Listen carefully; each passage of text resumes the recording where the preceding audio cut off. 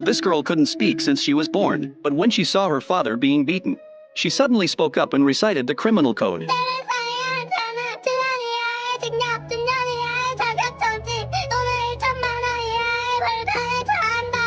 Everyone was stunned. Her father, hearing this, was overjoyed. He excitedly took her home and asked her where she learned all this. The girl pointed to a pile of law books in the corner. When her father casually flipped open a page, she was able to recite it word for word without missing a beat. Looking at his daughter, he was reminded of the past. Lena had always acted strangely since she was little. Her body would repeat the same movements, and she would often stare blankly at the same object. From birth until she was 5, she never spoke a word.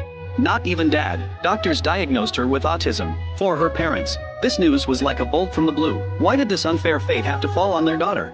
But looking back now, it seemed that even though life closed one door for her, it opened another. Years later, Lena graduated at the top of her law class from Seoul University, becoming South Korea's first autistic lawyer. On her first day at work, she got stuck at the building's revolving door. Due to her autism, she couldn't figure out how to enter. Just when she was about to give up, a kind, handsome colleague helped her enter the building and warmly escorted her to the law firm. But Lena's odd behavior left a bad impression on her boss. When her boss, Jack, found out that she had autism, he went to the firm's representative and complained. How can someone with autism communicate effectively with clients?